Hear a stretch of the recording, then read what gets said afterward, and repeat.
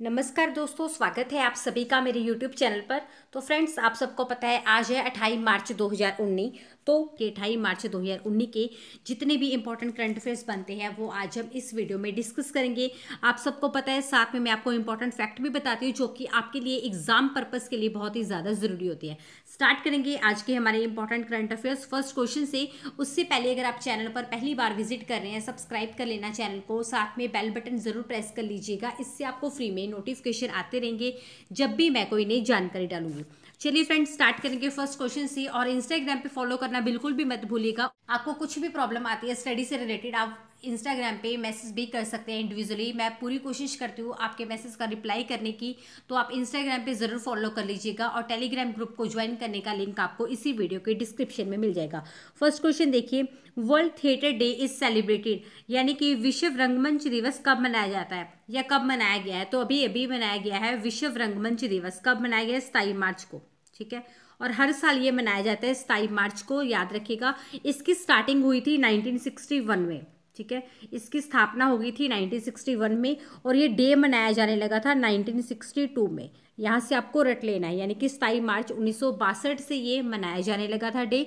अब इस बार 2019 की थीम क्या रखी गई है वो इम्पोर्टेंट है, तो नोट कीजिए, history and significance of this day appreciating the art form. फिर से रिपीट करूंगी, इसकी थीम बहुत ही ज़्यादा इंपॉर्टेंट रहेगी आने वाले एग्जाम्स के लिए।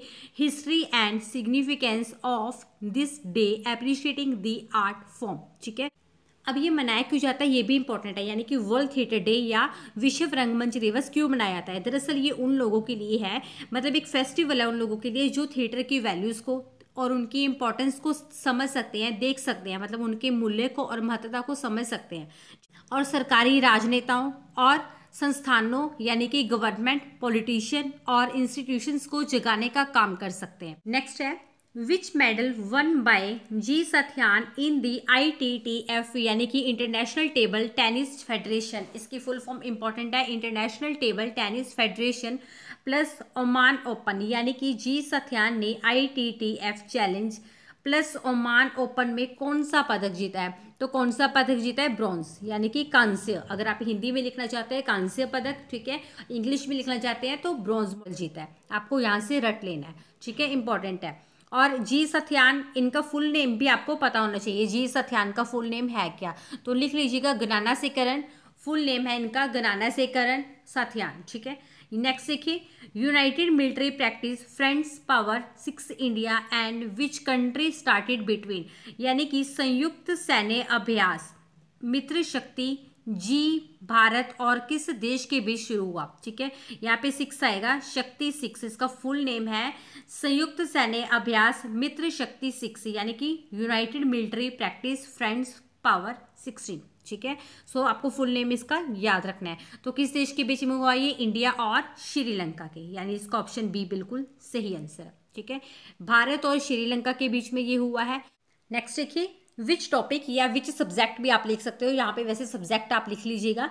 विच subject of CBSE has been announced to start, यानी कि CBSE ने अभी किस विषय को, कौन से विषय को, कौन से सब्जेक्ट को शुरू करने की घोषणा किया। तो किसको शुरू करने की घोषणा की है? AI एंड योगा, यानी कि आर्टिफिशियल इंटेलिजेंसी एंड योगा। ठीक है, आपको याद रखना है ये 9th स्टैंडर्ड तक के स्टूडेंट्स के लिए होगा, 9th क्लास के स्टूडेंट्स के लिए एज ऑप्शनल सब्जेक्ट है ये। ठीक है, आर्टिफिशियल इंटेलिजेंसी आपको याद रखना है। अब CBSE की भी हम बात कर रहे हैं, इसकी फुल फॉर्म क्या है? Central board of secondary education, और इनके प्रेजेंटली चेयरपर्सन है विनीत जोशी जी। और इसकी स्थापना कब हुई थी? 3 नवंबर 1962 को हुई थी, याद रखिएगा। नेक्स्ट देखिए, who published Gandhi and health at 150। ठीक है, ये एक गांधी एंड हेल्थ एट 150, इसका आपको नाम याद रखना है। इसका प्रकाशन किया गया है, किसके द्वारा किया है, मतलब किसने इसका प्रकाशन किया है? तो किसने किया है? ICMR ने, यानी ऑप्शन 3 इसका सही आंसर है। ठीक है, ICMR यानी कि Indian council of medical research. ठीक है, याद रखिएगा, Indian council of medical research ने इसका प्रकाशन किया है। गांधी जी के स्वास्थ्य से रिलेटेड ये एक डॉक्यूमेंट है, आपको याद रखना है, और इसका फर्स्ट टाइम पब्लिकली प्रकाशन किया गया है। किसके द्वारा? ICMR के द्वारा, यानी कि Indian council of medical research के द्वारा किया गया है। गांधी एंड हेल्थ एट 150 ये है क्या, ये भी आपको पता होना चाहिए। दरअसल ये 1939 की एक रिपोर्ट है, याद रखिएगा, 1939 की एक ये रिपोर्ट है और इस रिपोर्ट के अनुसार, इस रिपोर्ट के अकॉर्डिंगली ये सामने आया कि Gandhi ji high blood pressure के मरीज थे, पेशेंट थे, ठीक है। और उस टाइम उनका वेट था 46.7 किलोग्राम और हाइट थी 5 फुट 5 इंच, याद रखिएगा। नेक्स्ट देखिए, Anasuya Devi died recently, who was she. अभी अनसुआ देवी जी का निधन हुआ है, वो कौन थी? तो वो कौन थी? रेडियो कमेंटेटर थी, ठीक है। यानी ऑप्शन थर्ड इसका भी सही आंसर है, ठीक है। और ये अभी कितने साल के थे ये भी आपको पता होना चाहिए, 99 ईयर्स के थे। इनका नाम इसलिए इंपॉर्टेंट है बिकॉज पेरिस ने इन्हें क्वीन ऑफ फोक का टाइटल दिया था, ठीक है। इन्हीं के साथ आपको याद रखना है, अमेरिका ने इन्हें लाइफ टाइम अचीवमेंट अवार्ड से भी सम्मानित किया था। तो दोनों की वजह से इनका नाम बहुत ही ज्यादा इंपॉर्टेंट है। नेक्स्ट देखिए, who is selected as president of basketball federation of India.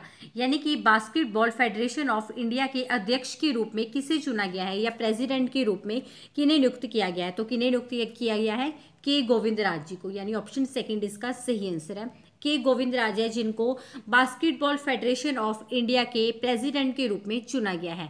Next देखिए, क्वीन शहनाज रहमतुल्लाह died recently, who was she. अभी रानी शहनाज रहमतुल्लाह जी का भी निधन हुआ है, वो कौन थी? तो वो कौन थी? एक म्यूजिशियन थी, ठीक है। यानी कि एक संगीतकार थी। कि कौन सी लैंग्वेज की, ये भी आपको पता होना चाहिए बिकॉज ऑप्शन में आपको लैंग्वेज के साथ लिखा हो सकता है, ठीक है। ये थी बंगाली म्यूजिशियन, तो आपको ऑप्शन में बंगाली भी साथ में लिखा हो सकता है, सो आपको पता होना चाहिए।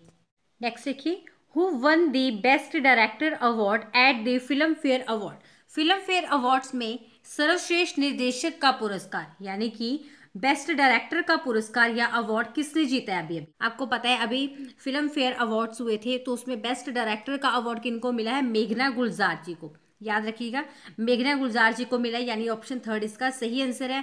और इनको कौन सी मूवी की वजह से मिला ये भी आपको पता होना चाहिए, तो नोट कर लीजिए, राजी मूवी। आपको पता है ये राजी मूवी आई थी अभी, जिसमें आलिया भट्ट थी, उस मूवी की वजह से इनको ये अवार्ड दिया गया है।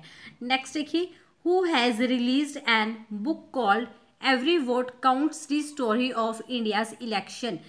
यानी कि every vote counts the story of India election नामक बुक का विमोचन किसने किया है? तो किसने बुक का विमोचन किया है आपको याद रखना है, हामिद अंसारी ने। हामिद अंसारी है जिन्होंने इसका विमोचन किया है, इंपॉर्टेंट चीज़ है, ठीक है। यहाँ पे हामिद अंसारी आना था, जहाँ पे मैंने नवीन चावला लिखा, बिकॉज ये मैंने नाम इसलिए मेंशन करना था, ये प्रेजेंटली मुख्य चुनाव आयुक्त है। कौन? नवीन चावला जी, ठीक है। दोनों नाम आपको याद रखने हैं, नवीन चावला जी मुख्य चुनाव आयुक्त है प्रेजेंटली, और हामिद अंसारी है जिन्होंने इस बुक का विमोचन किया है, याद रखिएगा। नेक्स्ट देखिए, who resigned from the post of president of AIBA। AIBA के अध्यक्ष के पद से किसने अभी इस्तीफा दिया है? तो किसने इस्तीफा दिया है? गफूर रहीमोव ने। यानी इसका ऑप्शन बी बिल्कुल सही आंसर है, ठीक है। AIBA के प्रेसिडेंट की पोस्ट से इस्तीफा दिया है गफूर रहीमोव ने। रट लीजिएगा, इस तरह के क्वेश्चंस बहुत ज्यादा आते हैं एग्जाम्स में, ठीक है। नेक्स्ट देखिए, who become the first cricketer to score 5000 runs in IPL। यानी कि IPL में 5000 रन बनाने वाले पहले क्रिकेटर कौन बने हैं अभी? तो कौन बने हैं? आपको ऑप्शन में ये भी लिखा हो सकता है, क्वेश्चन में ये भी लिखा हो सकता है कि मार्च 2019 में कौन बने हैं। सो आपको रट लेना है, यहीं से कौन बने हैं? सुरेश रैना जी। यानी ऑप्शन थर्ड इसका सही आंसर है। और ये किस टीम में है ये भी आपको पता होना चाहिए, चेन्नई सुपर किंग में है ये, ठीक है। रट लेना, आपको पता है अभी IPL चल रहे हैं, सो ये चेन्नई सुपर किंग में है और 5000 रन बनाकर पहले क्रिकेटर बन गए हैं IPL के।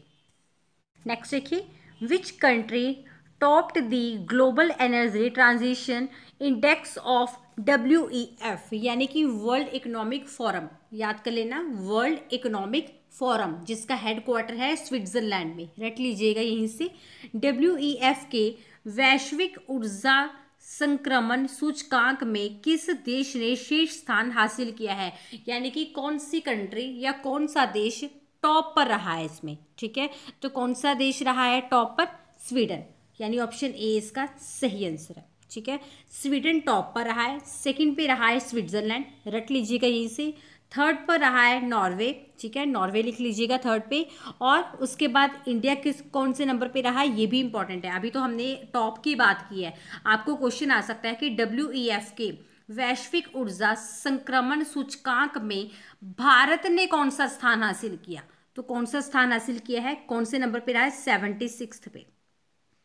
रट लेना यहीं से कि 76 स्थान हासिल किया है, यानी कि 76वें नंबर पे रहा है कौन, इंडिया।